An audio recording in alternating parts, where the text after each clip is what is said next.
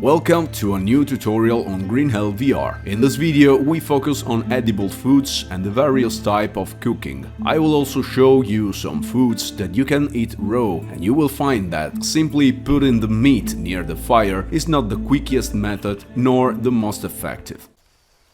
In GreenHell you have to constantly monitor your macros, looking at the clock on your wrist that indicates your level of fats, proteins, carbohydrates and hydration. In the early stage of the game will not be easy for you to cook food, and during your exploration in search of the most suitable place to camp, to always stay in strength, eat what you find along the way. Fruits, mushrooms, nuts and some type of plants. They will keep your macros at ideal levels, but remember that GreenHell is a rather punishing game in which you learn from your experience, and it may happen that you ingest inedible food, which could put you in trouble. In your different attempts, remember what's edible and what is not. When you settle down in one spot, you can finally start building a field and a real kitchen. Both the first kitchen prototype and the mud fireplace have something in common. Both require lighting a fire. You can make a small fire or a campfire. In the second type, you have more slots to place food, but it requires a stone circle, which will take a lot of time to make.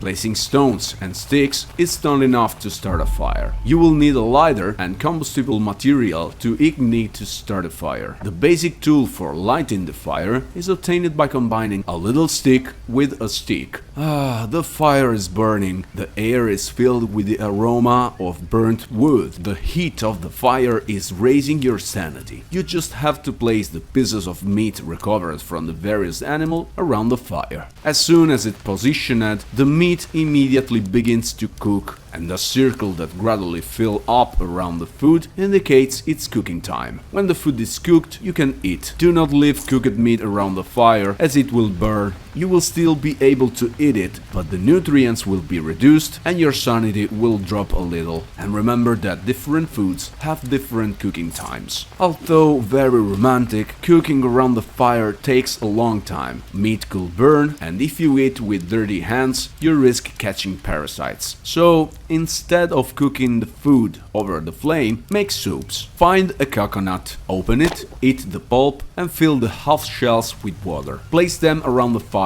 and the water will begin to boil. In addition, if the water is dirty, boiling eliminates parasites, making the water drinkable. When the water is sterilized, you can add the food into the shell, which will be cooked in a few seconds. In addition, soups never burn food and never go bad and provide more nutrients than a normal consumption. In addition, soups cause some food to release extra nutrients with healing and beneficial effects. Or you can cook ingredients that can now normally be eaten, such as bones, an ingredient with powerful anti-fever properties. Experiment with the preparation of different soups and remember that the negative effects of some toxic or poisonous foods become edible when cooked as a soup. And you can create the decoction with healing herbs. As your camp expands, the need to prepare food will also grow and the small fire will start to get a little tight. You can build a campfire with a circle of stones around, and when the fire runs out, it releases chunks of coal and ash. Coal can be transformed into ash, or it can be ingested to reduce the effect of food poisoning. You can also keep the fire always alive by adding sticks or little sticks directly into the flame, while if you want to put it out, you can collect water with a coconut shell or with your hands and throw it on the fire. Even if the flame goes out, the stone of the campfire will still remain, inside which you can place a small fire to rekindle it. During your exploration, you may find also the camp grid, a wooden structure built over the fire that offers you additional slots to add more meat to the fire. And when you have unlocked the mud structures, you can build the chimney. Cooking is not the only way to make food edible. While exploring, you may find the smoker and the dryer. Two structures with many slots for meat allow you to smoke or dry the meat, so you can keep it for a much longer time before it goes bad.